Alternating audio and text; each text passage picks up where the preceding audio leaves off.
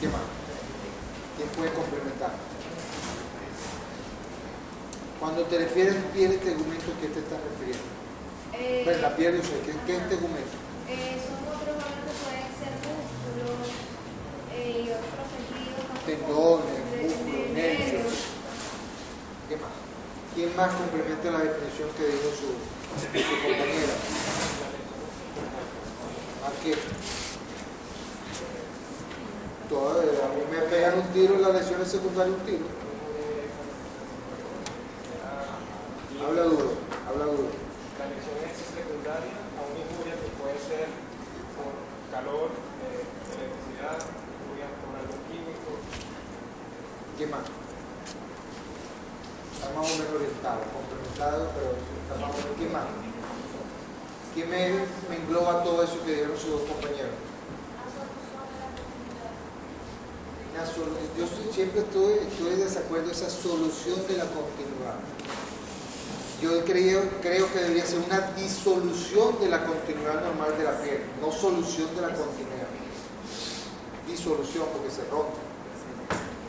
¿Qué más? ¿Es un accidente o una enfermedad? No, que el concepto dice accidente o enfermedad que afecta tegumentos, que afectan los tegumentos. ¿Por qué? Porque quemadura, muchos piensan, quemadura piel, ¿no? Como dijo su compañera, puede afectar piel, músculo, tendones, nervios, pulmones, estómagos, vías respiratorias, todo eso puede quemarse. Entonces no es nada más piel. Producto de la afectación o la causa o la etiología de agentes físicos, químicos e inclusive biológicos, para englobar todo lo que tú dijiste. ¿Ok? Que producen alteraciones humorales y texturales a nivel de los tejidos. Inclusive alteraciones físicas, inhabilitantes, cicatrices, que incapaciten de repente la funcionalidad de un miembro como tal. Generalmente cuando las quemaduras son en pliegues y las retracciones por producto cicatricial hace que ese miembro no se extienda. Imagínense quemaduras en las manos. Quemaduras en la mano producen adherencia de todo ese elemento y las manos quedan infuncional con retracciones a ese nivel. Lo que quiero darles a entender es que las consecuencias de la quemadura son muy severas, haciendo infuncional al paciente que la presenta. ¿Qué es caumatología? La ciencia que estudia los quemados. Simple y llanamente. Aquí en Venezuela hay un solo centro de caumatología, uno solo, especializado con especialistas caumatólogos, que es en el Hospital de la Chinita en Maracaibo. Los demás son unidades de quemados, pero el único centro caumatológico es ese a nivel de Maracaibo, no hay otro. Vean la epidemiología, y no tanto la epidemiología porque la epidemiología es severa, lo que quiero que vean es, ay, pero este es el que puso la vieja. Bueno, hay una actualizada, pero no, creo que dejaría la mano. En Venezuela se necesitan 700 camas para atender la incidencia de quemados por año en el país. No contamos ni siquiera con 50, 60, 70 camas. No la contamos. De centros especializados. De centros especializados como tal para la atención de los pacientes quemados. Un paciente quemado simplemente con el 15% de superficie corporal quemada de segundo grado es un paciente crítico. Tiene que ser atendido en un hospital tipo 4 o en un centro de caumatología. Por el déficit generalmente se reserva las camas de caumatología a aquellos pacientes que presentan más del 50% de superficie corporal quemada. Y inclusive en muchas oportunidades hemos tenido que tratar nosotros en nuestro servicio, en los servicios de seguridad general, porque no hay disponibilidad en la unidad de quemados del Hospital Ruiz Más. Generalmente ocurren las quemaduras por accidente o por negligencia. Accidentes del hogar, negligencia, cuando uno manipula inadecuadamente elementos eléctricos, elementos explosivos, elementos de combustión rápida, sin las medidas, prudentes para su protección, o el conocimiento de cómo se maneja eso. Vean que los 2/3 ocurren en el hogar.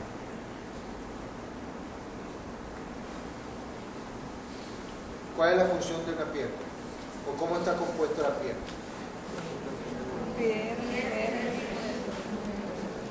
Dime.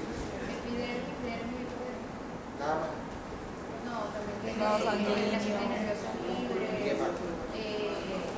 La epidermis, ¿cómo está conformada? La epidermis y la dermis, ¿cómo están conformadas? ¿Cuáles son los extractos que se producen a ese nivel? ¿Qué hay? ¿Qué más? Ella tiene 8 de tiempo. ¿Qué más?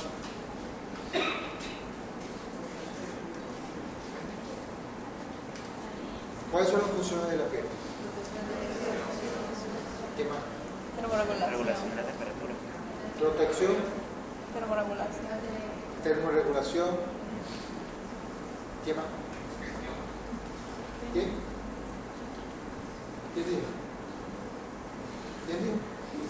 Ah, Excreción. excreción. Bueno, ¿qué más? Barrera bacteriana. ¿Qué más?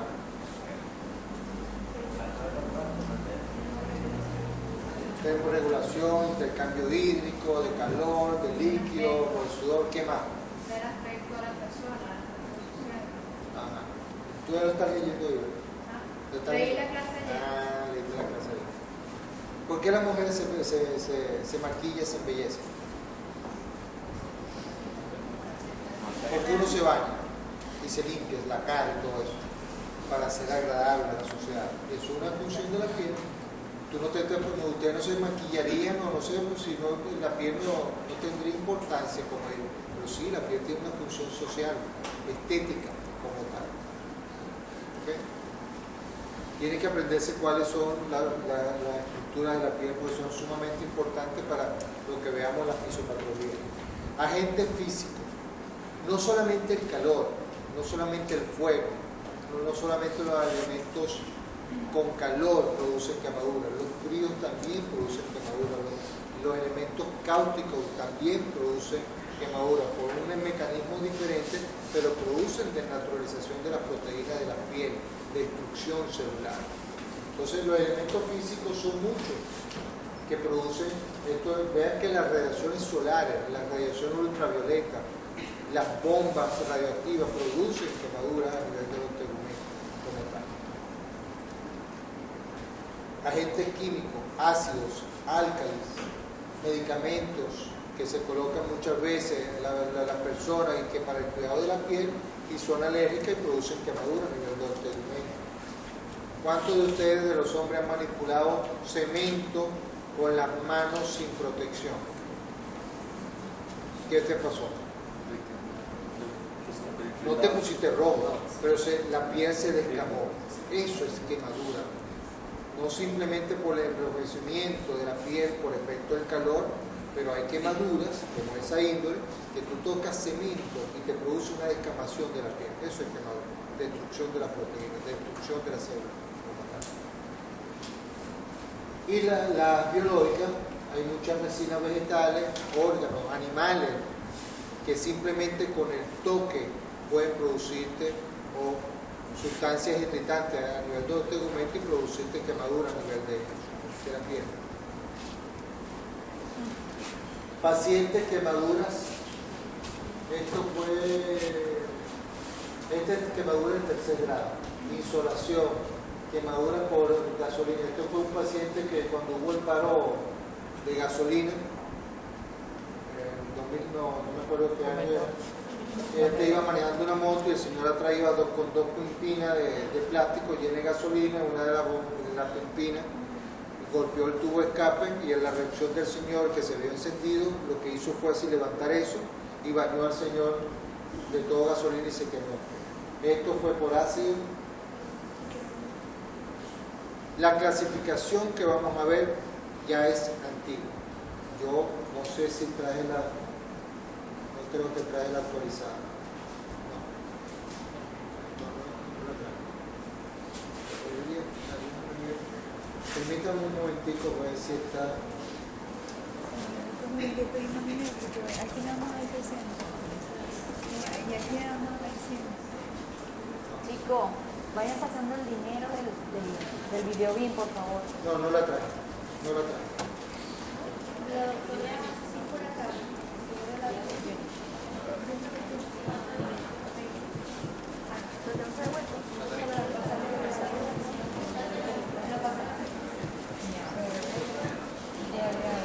Ok, vamos a ver la clasificación más frecuente y después les explico cuál es la clasificación que hoy en día se está utilizando.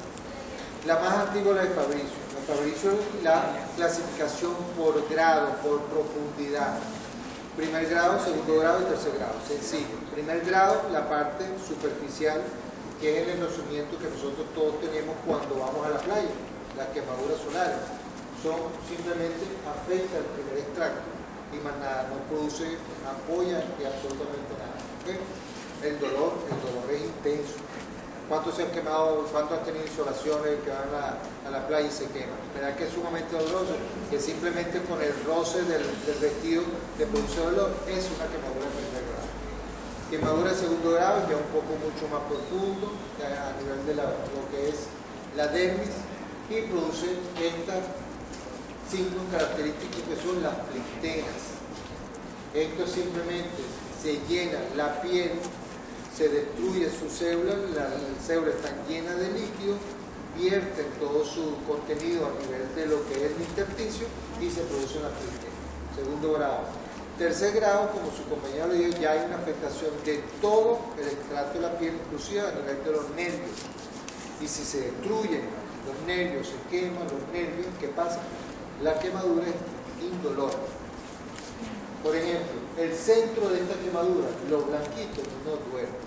Lo que duele es la periferia, que sí pueden ser de segundo y de primer grado. Porque acuérdense que cuando ustedes se queman con un objeto candente, el centro quema, pero el tejido alrededor también se quema, en menor grado que el centro. Entonces, si el centro es de tercer grado, a la periferia hay segundo y primer grado, y eso es lo que duele. Pero el centro de esa quemadura no duele. Esto es una correlación de lo que es la parte anatómica, la parte clínica y los signos y síntomas que tiene el paciente. Vean que la de primer grado, vean las características y vean que hay enrojecimiento, dolor, hinchazón. Segundo grado, enrojecimiento, dolor, hinchazón y ampollas. Y la de tercer grado, por supuesto, hay destrucción de toda la extensión de la piel y generalmente son lesiones indoloras. Ahora, ven ahí, hizo una analogía o la clasificó de acuerdo a lo que él pensaba y la clasificó también una clasificación de profundidad, pero él dijo que la clasificó en superficial tipo A, intermedio y profundo. Pero vean que las características clínicas de la superficial tipo A prácticamente son las mismas de primer grado, pero él anexa que ya aquí son ampollas y él la denominó tipo A o segundo superficial. La intermedio es la tipo AB, segundo profundo, porque él dijo que una de este tipo de quemadura puede migrar a tipo A si se hace el tratamiento adecuado o puede migrar a tipo D si no se hace lo adecuado. Y vean que la de tipo 3 o tipo B también son indoloras, blanquecina, marrón o corriosa o son piel acartonada, dependiendo la característica o la etiología. Ustedes van a ver quemaduras blanquecinas o quemaduras con tejido mortificado, negro. Primer grado, segundo grado, tercer grado. ¿Okay? Tercer grado, blanquecina, tercer grado ya quemaduras de otras características físicas, pero siguen siendo de tercer grado. La clasificación de espesor total y espesor total. El espesor parcial y espesor total, que tiene otro tipo de... Es la misma clasificación de profundidad, pero dice se quema parcialmente la piel, se quema toda la totalidad de la piel. Hoy en día... aquí está. Aquí está. Hoy en día se utiliza esta clasificación. Superficial, grado 1. Espesor parcial o superficial corresponde al segundo grado, o al segundo grado dermosuperficiales, que corresponde a Fabricio y a Benaí.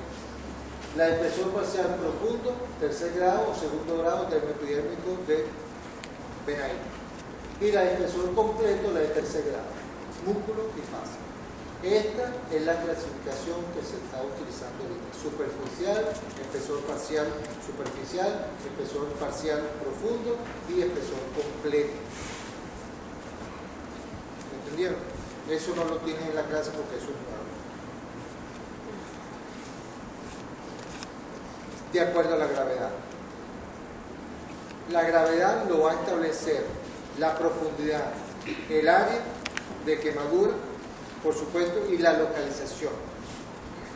Una quemadura periorbital, una quemadura de las manos, una quemadura de los genitales, una quemadura simplemente de la vía respiratoria que tengan fibricidad quemada, son quemaduras graves que tengan 1% de superficie corporal quemada, porque por su localización son quemaduras graves. Una quemadura genital por el área genital contaminada es una quemadura grave. Una quemadura de las manos por la incapacidad y infuncionalidad que puede producir son quemaduras graves. Una quemadura periorbital por alto contenido también de bacterias periorales es una quemadura grave. Una quemadura respiratoria es una quemadura grave. ¿Me entendieron la idea? Que no hace falta el espesor total o que tenga 20, 30, 40 por ciento de superficie corporal quemada para considerarse que sea grave. Simplemente por la localización puede ser grave la quemadura. Ahora hay una clasificación de Wallace. Uno hace la clasificación, la estructuración del cuerpo y uno lo divide en porcentaje. Lo divide en porcentaje. De acuerdo al área que está quemado, uno le aplica un porcentaje y así saca el porcentaje de superficie corporal quemada. Si tiene, como dijimos anteriormente, 15% de superficie corporal quemada o más, ya se considera una quemadura moderada a grave, dependiendo del área donde está y el área de profundidad. Porque acuérdense que profundidad es una cosa, una clasificación, y extensión es otra clasificación. ¿Me entienden? ¿Me siguen la idea? Sí. Entonces tú unes, suponte que tienen el brazo por la parte anterior y tienen la parte del tórax, simplemente la parte del tórax, sin involucrar la cavidad abdominal. ¿Cuál es el porcentaje de superficie corporal quemada? 13.5%. Porque tiene esta parte y esta parte nada. ¿Okay? Suponte que tiene el brazo completo, 4.5 y 4.5, y tiene toda la parte anterior del tórax y el abdomen. Son 18 más 9, 27. ¿Ok? ¿Estoy equivocado en la suma?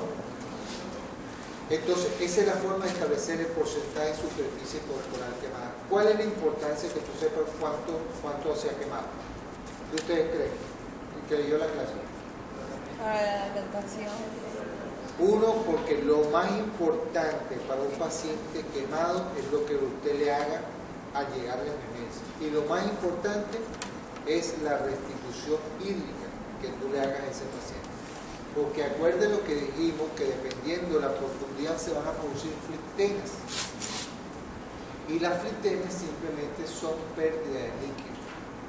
Y hay un mecanismo fisiopatológico que lo vamos a ver más adelante, que cuando hay destrucción, el líquido intersticial, el líquido intravascular pasa al intersticio y el paciente se hincha. Y todo ese líquido que pierde el espacio intravascular se va a los tejidos. Y por supuesto el paciente va a tener un shock hipovolémico. Entonces lo más importante es tú calcular, de acuerdo a la superficie corporal quemada, no de la profundidad, cuánto líquido le toca al paciente en las primeras 24 horas para hacerle una adecuada hidratación como tal. Por eso es importante saber el porcentaje de superficie corporal quemada, para más nada. Esto es lo más de lo mismo del espesor parcial, espesor total, y vean que del espesor total ya 10% es grave. 10% es grave, dependiendo por supuesto también la extensión como tal. Esto no se lo van a aprender, esto es simplemente para decirles que ya internacionalmente los caumatólogos, simplemente con yo poner azul, yo sé que una quemadura moderada, profunda, de 1 a 10%. Pero yo no, lo he entendido. Estos son esquemas internacionales que hablan, simplemente ponen que un quemado tiene este color y ya saben cuánto le corresponde. Pero esto no tiene por qué. Por su localización respiratoria, perenales, genitales, craneales, profundas, manos y pies, son quemaduras graves. Mecanismo fisiopatológico, y aquí sí yo quiero que detenerme porque esto es importante que ustedes lo entiendan, para que entiendan la importancia de que hacer lo correcto a nivel de emergencia con este tipo de pacientes. Lo primero que pasa cuando se quema un paciente, ¿qué es lo que pierde?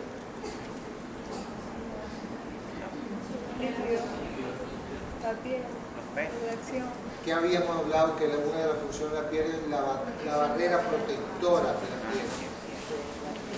No hay lucha contra las bacterias tanto de la piel como del medio ambiente. ¿Okay? Y el paciente puede producir una sepsis. Pero aparte de esta sepsis, de este mecanismo, lo más importante es esto, el edema post-quemadura. Cuando hay una quemadura, repito, hay destrucción celular. El líquido pasa del intersticio, perdón, de la intravascular, para compensar el nivel o la osmolaridad del intersticio, del medio intravascular al intersticio. Entonces el líquido escapa del medio intravascular al intersticio para compensar el líquido que se perdió por la destrucción celular. ¿Me entienden? ¿Me siguen o no? Entonces, ¿qué va a pasar con el espacio intravascular? Se depleta, pero se depleta a favor de qué? ¿Qué pierde el espacio intravascular? Líquido, suero, plasma. No pierde elemento forme, no sigue. Lo que quiero es que se despierte para que piense. Entonces, ¿cómo va a estar el hematocrito de ese paciente? Elevado. Va a estar 40, 50, 60, porque la pérdida del shock hipovolémico no es pérdida de sangre, de elemento forme, sino pérdida de plasma. ¿Me entiendes? Lo que nosotros vamos a tener a nivel de las flictenas, de las ampollas, es plasma. Después van a ver una foto para que vean las características de ese líquido. Entonces, ¿qué pasa? ¿Qué pasa cuando hay un shock hipovolémico? Ahí está escrito, si quieren leer. ¿Qué pasa cuando hay un shock hipovolémico? ¿Qué pasa? Medicina, fisiología. ¿Ah? ¿Qué más? Hay una redistribución del flujo sanguíneo. ¿Para qué? Hay poca sangre en la aorta, en los vasos sanguíneos hay poca sangre. ¿Qué pasa? ¿Qué pasa a nivel interno? Hay una redistribución. ¿Para dónde se va la sangre? Cerebro, riñones. ¿Para dónde se va? Cerebro, riñón, corazón. Trata de distribuir esa poca sangre hacia los elementos, órganos nobles, para mantener la funcionalidad de esos elementos nobles. ¿Me entienden la idea? Entonces pierde líquido, el paciente está taquicárdico, está hiperventilando. ¿Por qué? ¿Por qué está hiperventilando? ¿Por qué está taquipnea? ¿Por qué? La sangre no está distribuida hacia el pulmón. ¿Qué más? Hay poca sangre. Y el organismo reacciona, ay bueno, tengo poca sangre, voy a respirar más rápido para aportarle más oxígeno, porque acuérdense que los glóbulos rojos no están ocupados completamente por moléculas de oxígeno.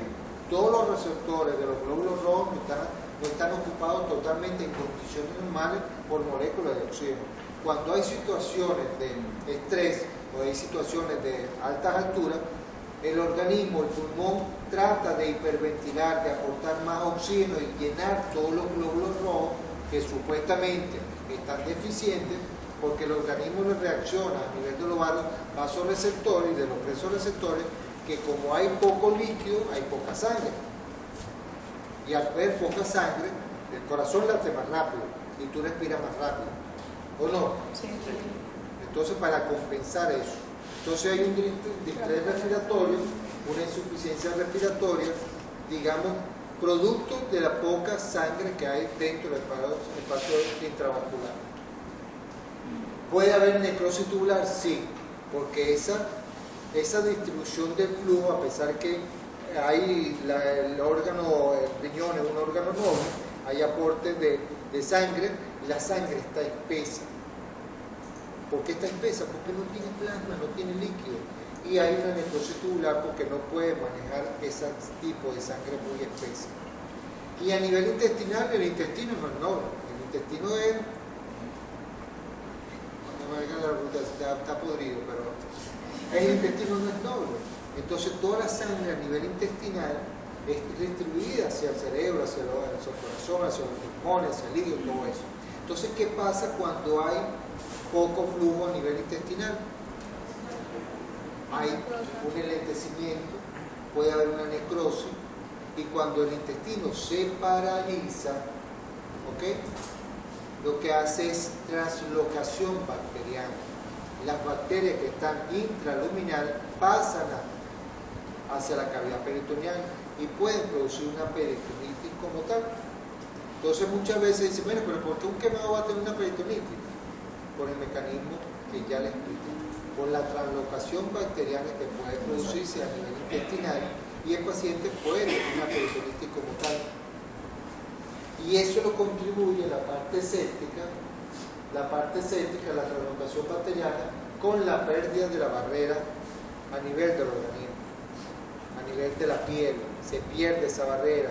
Las quemaduras son proliferadas por bacterias que normalmente nosotros tenemos en la piel, que en condiciones normales no produce daño, pero como se pierde esa barrera, infectan la quemadura. ¿Okay? Entonces el paciente entra en un estado hipercatabólico que si no se corrige, si no se rompe este círculo vicioso en algún momento, y el momento más idóneo es aquí, cortarlo aquí, y cortarlo aquí significa hidratación. Por eso es la importancia que ustedes sepan calcular la adecuada hidratación de un paciente en las primeras 24 horas para cortar este ciclo y que no ocurra todo esto y no hacer que este círculo vicioso caiga aquí, en la falla de múltiples órganos. Y la falla de múltiples órganos es muerte, por eso se lo puso en negro. ¿Me entendieron? ¿Entendieron el mecanismo fisiopatológico? Después lo revisan con calma, lo estudian más profundamente. Pero esto en concepto es lo básico para ustedes entender la importancia de la hidratación de un paciente en las primeras 24 horas. Y para calcular la cantidad, vamos a verlo ahorita cómo se calcula, que hay una regla, de acuerdo a ciertas reglas de Parkland o de Brock, dependiendo si es pediátrico o es adulto, cuánto es que le toca de líquido por superficie por cada quemada.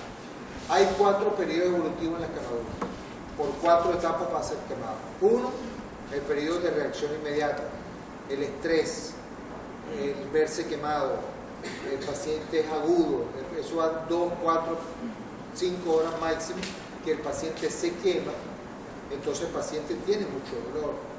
Imagínense nada más el efecto de verse encendido en llamas, o haberle caído una olla, o verse que la piel se le cae producto de la quemadura. ¿Okay? Eso es sumamente estrés. Entonces lo primero que ustedes tienen que hacer cuando a ese paciente le llega la emergencia, ¿qué se le ocurre? Analgésico, sedación al paciente.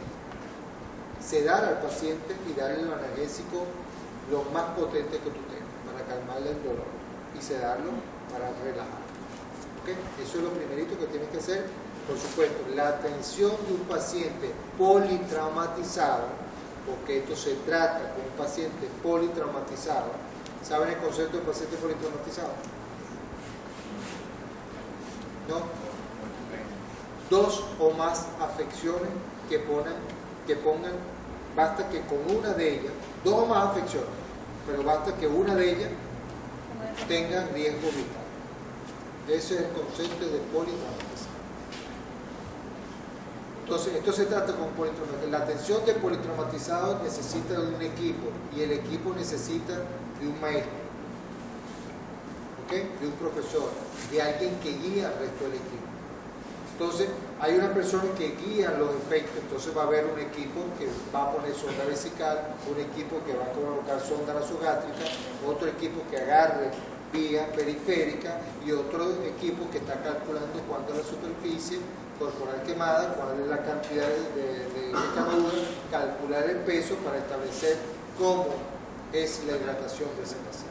O sea, eso es un conjunto de acción, en el mismo momento se hace todo eso. ¿Okay? El segundo periodo evolutivo es la alteraciones humorales y texturales. Eso ocurre en la primera semana de la quemadura, desde el primer día hasta el 7º día aproximadamente. ¿Okay? Pero este periodo evolutivo también se divide en dos, en los 3 a 4 días de la primera semana o de los 3 a 4 días de la misma semana, pero primero y segundo. No sé si me explico.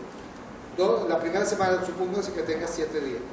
Los 2 o 4 primeros días de esa semana o los 3 o 4 últimos días de esa semana. En la primera etapa ocurre que si un paciente está quemado, hay un espacio intravascular disminuido, ¿qué va a ocurrir? Hay una fase de retención. ¿Por qué? ¿Por qué hay una fase de retención? No me están siguiendo porque te lo veo leer. ¿Por qué hay una fase de retención? Urinaria, de líquido. ¿Por qué hay una fase de retención urinaria? ¿Ah? Uno nada más. ¿Por qué hay una fase de retención? Una explicación fisiológica o fisiopatológica. Para no perder líquido. El riñón no filtra, aparte que no filtra porque la sangre está espesa, dice, mire, pero si no tengo líquido a nivel de los vasos, ¿cómo yo voy a eliminar líquido? Me aguanto y trato de compensar lo que voy a perder y lo meto para el espacio intravascular. Una forma coloquial de decirlo, pero eso es el efecto. Hay una retención urinaria. ¿Ok? El paciente va a estar oligúrico o anúrico, dependiendo de la intensidad de la hipovolemia que tiene. ¿Entienden? Y por supuesto también hay alteraciones a nivel de la pérdida de electrolitos a ese nivel. Ahora, en la segunda etapa de esa primera semana, si usted ha hecho lo correcto, ha restituido toda la volemia, le ha puesto antibiótico, el paciente va evolucionando adecuadamente, todos esos edemas, toda esa hinchazón que tenía el paciente, toda esa fliptena que tenía, se van resolviendo y todo el líquido que está en el intersticio, a nivel intersticial, vuelve al espacio intravascular, porque las presiones oscóticas e hidrostáticas se equilibran y todo ese líquido vuelve nuevamente al espacio intravascular. Entonces, ¿qué ocurre? ¿Qué ocurre? ¿Qué se le ocurre? ¿Qué ocurre? Valga la redundancia.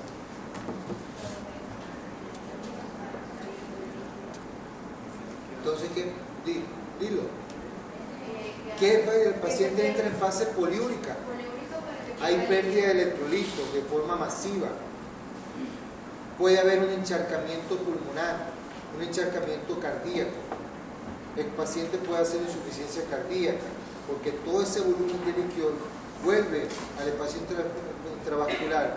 Y si tú no tienes la precaución de disminuirle de acuerdo a la diúresis del paciente, la pérdida sensible e insensible, de ajustar la hidratación, entonces vas a encharcar al paciente. No es que se edematice, cae en insuficiencia cardíaca y puedas tener hasta un infarto en el mercado. Entonces, el periodo más peligroso para la muerte del paciente, muerte precoz del paciente en la segunda etapa de la primera semana. Esa es la etapa más crítica, donde usted tiene que jugar con el balance de pérdida del paciente y la administración de líquido. Recuerden que la hidratación, que vamos a hablar posteriormente, es en las primeras 24 horas nada más. Después de las 24 horas usted tiene que hacer un ajuste del mantenimiento de acuerdo a la pérdida sensible y la pérdida insensible del paciente. ¿Saben cuáles son las pérdidas sensibles? ¿Y cuáles son las pérdidas insensibles? Evacuaciones, sudoración, si tiene fiebre el paciente hay más pérdidas, todo. Entonces tú tienes que hacer un balance con respecto a eso. Y por supuesto, uno de los parámetros más fidedignos que uno tiene, o es una vía central para medir realmente cuánto es la presión venosa central, o indirectamente la diuresis. Si usted tiene una diuresis adecuada, su paciente está hidratado, no le ponga más líquido. Si el paciente está poliúrico, disminuya la hidratación, porque quiere decir que hay mucho líquido en el espacio intravascular. Si el paciente está oliúrico, aumente la hidratación, porque quiere decir que el paciente no está adecuadamente hidratado, a menos que tenga un problema nefrológico como tal, que ya se haya instaurado una necrosis tubular y el paciente no está orinando, no porque no tenga líquido, sino porque el riñón no está funcionando adecuadamente. Entonces el paciente va a caer en diálisis. ¿Okay? Moral, hipolemia, concentración, fase de eliminación, eso ya lo hemos hablado. El tercer periodo evolutivo, supongamos que todo va bien, todo va chévere, el paciente se ha recuperado y el paciente ya es candidato, dependiendo de la extensión, a injerto. Entonces en ese lapso del tiempo del tercer periodo evolutivo es cuando se establece realmente cuál es el periodo óptimo para tú injertar ese paciente. ¿Okay? Y el cuarto periodo es simplemente el periodo de rehabilitación, es decir, cuando tú vayas a incorporar nuevamente al paciente la mano de obra productiva y establece todos los parámetros de fisioterapia, rehabilitación y todo. Quemadura de segundo y tercer grado. Vean paciente quemadura. Lo que quiero explicarles aquí son las filteras, y esto uno toma más de cerca. Este brillo anacarado, que cuando tú lo tocas se deshace muy fácilmente, es simplemente plasma. Cuando se rompe esta filtera, lo que sale y se seca el plasma queda esa característica. Quemaduras faciales, quemaduras graves. Vean que este paciente lo único que tiene quemado la cara y en la mano. Te dice, bueno, pero son quemaduras sencillas. No, por estar aquí las quemaduras, por estar aquí son quemaduras graves. Por eso que ustedes lo ven en un cuarto de hospitalización. Entonces lo mejor es no quemarse, porque realmente las consecuencias son graves. Como le dije anteriormente, el tratamiento de paciente quemado es el mismo tratamiento que se le sigue al paciente politraumatizado. Cuando usted va a atender a un politraumatizado, lo primero que tiene que hacerse es protegerse usted mismo. Si ven un accidente y el paciente, el carro está en llamas, no se acerque, porque entonces en vez de un quemado van a haber dos y hasta tres. Entonces esperen que las circunstancias, por supuesto, no van a esperar que el carro explote para después acercarse, pero si pueden recurrirlo sin riesgo de su vida, ocurre. Pero si ya el paciente, si ya el carro o lo que sea está en llamas, no se acerque. No se acerque porque pone en peligro su vida. Entonces lo primero es protegerse. Después proteger al paciente, supóngase que usted ha recuperado al paciente, rodarlo por el piso, tratar de limitar en lo posible la extensión de la quemadura. Ponerle coloquialmente, echarle arena, si tienen manta, arroparlo con manta, apagarle la llama que tiene encima, si es por cáustica, o tratar de irrigarlo con agua para eliminar toda la cantidad de cáustico que tenga en la superficie, por elementos químicos, ¿Qué se trata con eso? De limitar la extensión y la profundidad de la quemadura. Es lo único objetivo con eso, porque la quemadura no lo va a evitar porque ya está quemado. Pero la penetración de esa lesión la van a poder limitar si hacen lo adecuado. ¿Ok? Después, intervención respiratoria, por supuesto, hay que intubar al paciente si son quemaduras respiratorias, ponerle vías periféricas, hidratar al paciente, por supuesto ahí si tiene la experiencia puede calcular dependiendo de la superficie, si tiene una apreciación digamos acertada o aproximada de cuánto pesa el paciente, usted puede calcular y ir colocando la hidratación. Hablaría muy bien del equipo de paramédicos que atienden al paciente, que lo llevan al hospital y digan, mira doctor, tiene tanto superficie, y ya se hizo el esquema, tanta hidratación y le estamos poniendo tanto. Perfecto. Pero generalmente no es así lo que ocurre en nuestra localidad del hospital. Lo llevan, lo zumban ahí en la camilla, pero hay muy quemado. Y usted tiene que empezar de cero, interrogar a los familiares, interrogar al paciente, cómo fue, dónde está, qué siente, y examinarlo y ver cuál es la característica de la quemadura. Eso es lo que pasa. Evaluar la circulación periférica, acudir al paciente y bueno, si no está preparado, llevarlo a un sitio donde lo puedan atender adecuadamente. Todo eso está en la clase, eso lo pueden seguir tal cual porque estoy diciendo textualmente. Ahora, ¿qué van a hacer cuando llegue a emergencia? ¿Qué? No se olviden de estimar. Esto es lo más importante que ustedes tienen que hacer.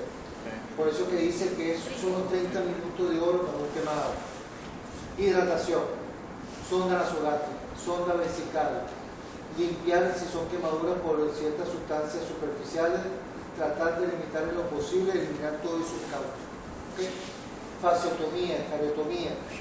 Hay una condición muy especial de los quemados que cuando se queman los miembros, bien sea las piernas, los brazos, como son circulación periférica distal terminal, cuando ocurre el edema, el escape de líquido del espacio intravascular al intersticial, todo se hincha, los músculos se dematizan, todo eso. Y por supuesto, como hay compresión del mecanismo vascular, se ocluyen los vasos sanguíneos y no hay irrigación arterial distal. Y el brazo se puede necrosar. Un síndrome de compartimiento. Entonces, ahí se hace para uno liberar esa compresión y liberar el flujo sanguíneo. Uno corta la piel, corta la fascia y los músculos para que esto se hernie y liberen la presión sobre los vasos sanguíneos para permitir la perfusión distal de ese miembro. Si no hace eso, todo el brazo se le va.